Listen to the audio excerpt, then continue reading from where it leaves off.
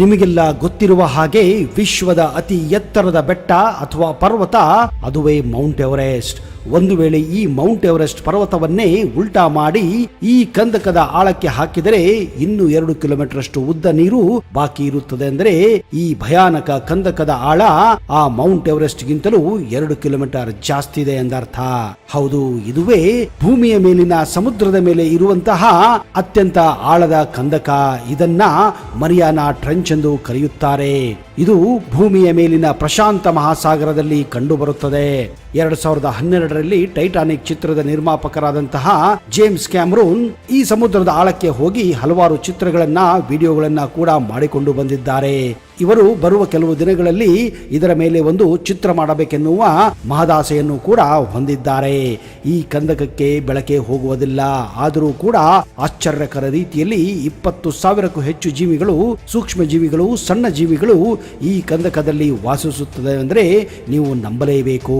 Mariana ಕಂದಕವನ್ನ ಮೊದಲ ಬಾರಿಗೆ 1875ರಲ್ಲಿ ಇಂಗ್ಲೆಂಡಿನ ಒಂದು ಹಡಗು ಜಾಗತಿಕ ಪ್ರದಕ್ಷಿಣೆ ಸಮಯದಲ್ಲಿ ಗುರುತಿಸಲಾಗಿದೆ. ಮರಿಯಾನಾ ಕಂದಕದಲ್ಲಿ ನೀರು ಅತ್ಯಂತ ತಣ್ಣಗಾಗಿರುತ್ತದೆ. ಇದಕ್ಕೆ ಮೂಲ ಕಾರಣ ಇಲ್ಲಿಯವರೆಗೆ ಸೂರ್ಯನ ಬೆಳಕು ತಲುಪುವುದೇ ಇಲ್ಲ. ಈ ಕಂದಕದ ಆಳ ಇನ್ನೂ ಜಾಸ್ತಿ ಇದೆ ಎಂದು ವಿಜ್ಞಾನಿಗಳು ಭಾವಿಸಿದ್ದಾರೆ. ಆದರೆ ಇಲ್ಲಿಯವರೆಗೂ ಈ ಕಂದಕದ ಕೊನೆ ತುದಿಯವರೆಗೂ ಯಾರಿಗೂ ಹೋಗಲು ಸಾಧ್ಯವೇ ಆಗಿಲ್ಲ. ಇದು ಸಾಗರದ ಮೇಲೆ ಅಥವಾ ಭೂಮಿಯ ಮೇಲೆ ಇರುವಂತಹ ಅತ್ಯಂತ ದೊಡ್ಡ ಪ್ರಪಾತವಾಗಿದೆ. ಅಮೆರಿಕ ಇದನ್ನ ತನ್ನ ನ್ಯೂಕ್ಲಿಯರ್ ವೇಸ್ಟ್ ಗಳನ್ನು ಹಾಕಲು ಬಳಸುತ್ತಿದೆ ಎಂದು ಕೆಲವರು ಮಾಹಿತಿಯನ್ನ ಕೊಟ್ಟಿದ್ದಾರೆ. ಸ್ನೇಹಿತರೆ, ಈ ಅತ್ಯಂತ ಆಳವಾದಂತಹ ಕಂದಕವನ್ನ ಹಿಂದೂಗಳು ಇದು ಪಾತಾಳಕ್ಕೆ ಹೋಗುವ ದಾರಿ ಎಂದು ನಂಬಿದ್ದಾರೆ. ಇನ್ನು ಕೆಲವರು ಇದನ್ನ ಊಹಾಪೋಹವಾಗಿ ಶಿವನ ಕಣ್ಣು ಎಂದು ಕೂಡ ಹೇಳಿಕೊಂಡಿದ್ದಾರೆ. ಆದರೆ ಇದು ಎಷ್ಟು ಸುಳ್ಳು, ಎಷ್ಟು ನಿಜ ಅನ್ನುವುದು ಇದರ ಮೇಲೆ ವಿಮರ್ಶೆ ನಡೆಯಬೇಕಾಗಿದೆ. ಆದರೆ ಒಂದು ಮಾತ್ರ ನಿಜ, ಈ ಸಮುದ್ರಗಳಲ್ಲಿ ಅತ್ಯಂತ ಆಳವಾದ ಕಂದಕ ಮರಿಯಾನಾ ಟ್ರೆಂಚ್ ಆಗಿದೆ. ಕಡಲ ತೀರದಲ್ಲಿ ಲೋಹದಿಂದ ಮಾಡಿದ ನಿಗೂಢ ಚೆಂಡೊಂದು ಪತ್ತೆಯಾಗಿದೆ. ಈ ಬೃಹತ್ ಚೆಂಡು ಬಾಂಬ್ ಅಲ್ಲ ಎಂದು ಅಧಿಕಾರಿಗಳು ಸ್ಪಷ್ಟಪಡಿಸಿದಾದರೂ ಇದರ ಮೂಲವನ್ನು ಪತ್ತೆ ಹಚ್ಚಲು ಈಗ ಹೆಣಗಾಡುತ್ತಿದ್ದಾರೆ. ಜಪಾನಿನ ಹಮಾಮತ್ಸು ನಗರ ಕಡಲ ತೀರದಲ್ಲಿ ಈ ಬೃಹತ್ ಚೆಂಡು ಕಾಣಿಸಿಕೊಂಡಿದೆ.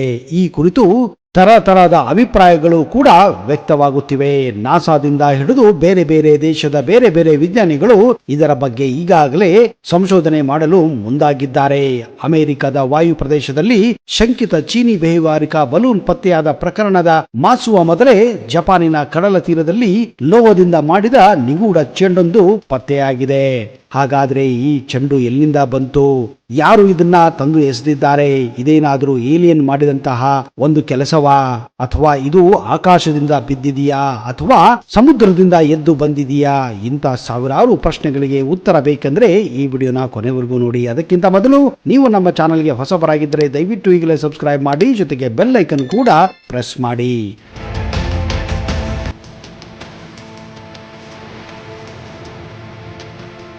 ನಮಸ್ಕಾರ ಸ್ನೇಹಿತರೆ, ನಿಮಗೆಲ್ಲ ಆತ್ಮೀಯ ಹಾಗೂ ಅದ್ದೂರಿ ಸ್ವಾಗತ. ಜಪಾನಿನ ಹಮಾಮತ್ಸು ನಗರದ ಕಡಲ ತೀರದಲ್ಲಿ ಈ ಬೃಹತ್ ಚೆಂಡು ಕಾಣಿಸಿಕೊಂಡಿದ್ದು, ಈ ಚೆಂಡಿನ ಫೋಟೋಗಳು ಮತ್ತು ವಿಡಿಯೋ ಸಾಮಾಜಿಕ ಜಾಲತಾಣದಲ್ಲಿ ಭಾರಿ ಸದ್ದು ಮಾಡುತ್ತಿವೆ. ಎಲ್ಲ ಕಡೆ ಈ ಚೆಂಡಿನ ವಿಡಿಯೋಗಳು ವೈರಲ್ ಆಗುತ್ತಿವೆ. ಈ ಕುರಿತು ವರದಿ ಮಾಡಿರುವ ಜಪಾನಿನ ಸುದ್ದಿ ಮಾಧ್ಯಮ NHK ಈ ನಿಗೂಢ ಚೆಂಡು ಸ್ಥಳೀಯರಲ್ಲಿ ಆತಂಕವನ್ನ ಮೂಡಿಸಿದೆ ಎಂದು ಹೇಳಿದೆ.